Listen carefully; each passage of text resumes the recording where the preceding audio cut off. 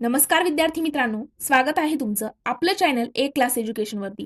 मित्रांनो, आयोगाने एक नवीन जी आर प्रसिद्ध केलेला आहे. 19 जुलै 2024 चा जी आर आहे. त्यामध्ये त्यांनी काय सांगितलेलं आहे तर ओपन कॅटेगरीतले जे स्टुडंट आहे त्यांना जर एससीबीसी मधून आणि ओबीसी मधून फॉर्म फिल करायचा असेल, म्हणजे काय तर राज्यसेवेचा जो फॉर्म आलेला होता, मागे जाहिरात आलेली होती, त्यामध्ये सगळ्यांनी फॉर्म म्हणजे ओपन कॅटेगरीतले जे स्टुडंट आहे किंवा ईडब्ल्यूएस मधून ज्यांनी त्या ठिकाणी फॉर्म फिल केलेला आहे आणि आता त्यांना जे आहे प्रमाणपत्र जे आहे ओबीसी आणि एससीबीसी मधून मिळालेलं असेल, तर मग त्यांना त्या ठिकाणी उमेदवार जे होते त्यांनी आयोगाला सांगितलेलं होतं, अप्लाय केलेलं होतं की आम्हाला सवलत मिळायला हवी. आणि मग मित्रांनो, त्यासाठीचा हा जी आर आहे की जी आर मध्ये काय सविस्तर माहिती सांगितलेली आहे ते आपण सविस्तररित्या बघणार आहोत. पण त्यापूर्वी मित्रांनो, जर तुम्ही या चॅनलवरती पहिल्यांदाच हा व्हिडिओ बघत असाल तर चॅनलला सबस्क्राईब करून आणि बेल आयकॉनवर देखील प्रेस करायला विसरू नका, जेणेकरून स्पर्धा परीक्षेविषयीची अशीच महत्त्वपूर्ण माहिती तुमच्यापर्यंत लवकरात लवकर पोहोचेल. आणि त्यासोबत मित्रांनो, कोणत्याही प्रकारचा तुम्हाला डाऊट असेल तर आपल्या चॅनलच्या अबाउट सेक्शनमध्ये जायचं आहे. त्या ठिकाणी टेलिग्राम ग्रुपची लिंक दिलेली आहे. तिथे जाऊन तुम्ही आम्हाला पर्सनली मेसेज करून तुमचे डाऊट्स विचारू शकता. तुम्हाला त्या ठिकाणी तुमच्या प्रत्येक प्रश्नाचं उत्तर दिलं जाणार आहे. सोबतच प्ले स्टोअरवरती जाऊन आपलं एक क्लास एज्युकेशन ॲप जे आहे ते सुद्धा डाउनलोड करायचं आहे. त्या ठिकाणी तुम्हाला सगळ्या बॅचेस वगैरे सगळी इन्फॉर्मेशन मिळून जाईल. चला तर मित्रांनो, आपण आजच्या व्हिडिओला सुरुवात करूया. तर मित्रांनो बघा, हे आयोगाचं नवीन प्रसिद्धीपत्रक आलेलं आहे. नवीन प्रसिद्धीपत्रक 19 जुलै 2024 ला आयोगाने टाकलेलं आहे. त्यामध्ये आयोगाने 5 पोस्ट विषयी सांगितलेलं आहे. त्यामध्ये पहिली आहे बघा, सहाय्यक आयुक्त समाज कल्याण व तत्सम पद गट अ. त्याच्यामध्ये पण एससीबीसी आणि ओबीसी विकल्प घेण्याकरिता.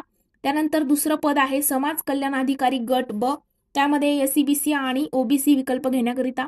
सहाय्यक संचालक संशोधन अधिकारी प्रकल्प अधिकारी गट अ चं पद. त्यानंतरचं आहे बघा, इतर मागास बहुजन कल्याण अधिकारी गट ब आणि गृहप्रमुख गट ब चं पद. तर याकरिता एससीबीसी आणि ओबीसी म्हणजे अमागास वर्गीय वगैरे त्यांच्यासाठी विकल्प घेण्याकरिताची ही नवीन जाहिरात जी आहे, नवीन जी आर जो आहे आयोगाचा आलेला आहे. आता त्यामध्ये त्यांनी काय सांगितलेलं आहे आपण समजून घेऊया. मित्रांनो, आता सपोज तुम्ही ओपन कॅटेगरीत आहात, आणि तुम्ही ऑलरेडी कुणबी प्रमाणपत्र वगैरे ज्या काही आता आरक्षणाचे मुद्दे चालू आहेत आणि तुम्ही अप्लाय केलेलं होतं आणि आता कुठेतरी तुम्हाला मिळालेलं आहे आणि अजून राज्यसेवेची एक्झाम जी आहे ती 2024 ची झालेली नाही.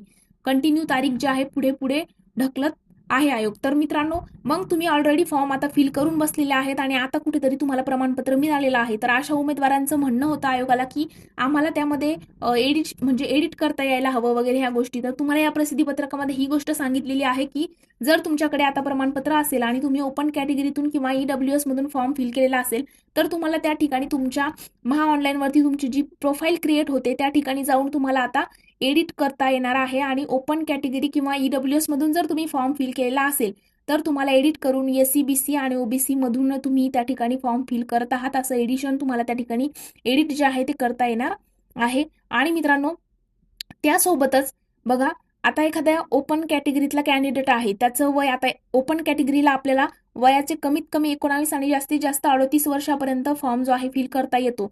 मात्र आता एखादा ओपन कॅटेगरीतला कॅन्डिडेट आहे आणि त्याचं वय 39 किंवा 40 आहे, मग त्याला या ठिकाणी तो अपात्र असतो ह्या पदांकरिता वगैरे. तर मित्रांनो, जर तुमच्याकडे आता सर्टिफिकेट जर आलेलं असेल आणि आता तुम्हाला एससीबीसी किंवा ओबीसी मधून फॉर्म फिल करायचा असेल, मग ओबीसी मध्ये जो आहे तो 43 वर्षाचा आपल्याला क्रायटेरिया दिलेला आहे. तर मग तुम्ही या ठिकाणी पात्र असणार आहात ओबीसी मधून आणि एससीबीसी मधून जर तुम्ही फॉर्म या ठिकाणी फिल करत असाल तर.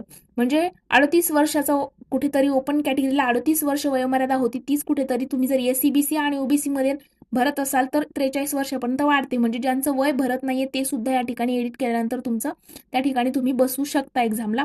अशा प्रकारचं हे अपडेट आहे. आयोगाने प्रसिद्ध केलेल्या माहितीमध्ये त्यांनी सगळी माहिती दिलेली आहे की तुम्ही अशा पद्धतीने तुमच्या प्रोफाईलवरती जाऊन जे आहे तुमची कास्ट वगैरे एडिट करू शकता आणि सवलत जी आहे आता ती मिळवू शकता. तर अशा पद्धतीचा हा नवीन जी आर होता मित्रांनो.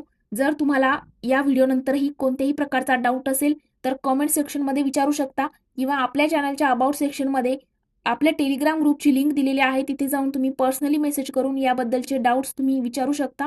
आणि सोबतच प्ले स्टोअरवरती जर गेलात तर त्या ठिकाणी आपलं ए क्लास एज्युकेशन ॲप आहे, ते ॲप डाउनलोड करायचं आहे. त्या ठिकाणी तुम्हाला सगळ्या बॅचेस एमपीएससीच्या थ्रू येणारी कोणतीही एक्झाम असू द्या, सगळ्या बॅचेस तुम्हाला लाईव्ह प्लस रेकॉर्डेड लेक्चर वगैरे सगळ्या गोष्टी आपल्या ॲपवरती सुद्धा मिळणार आहेत. तर मित्रांनो, आज आपण इथेच थांबणार आहोत. जर तुम्हाला व्हिडिओ आवडला असेल तर व्हिडिओला लाईक, कमेंट आणि तुमच्या मित्रांसोबत देखील शेअर करायला विसरू नका. Thank you so much.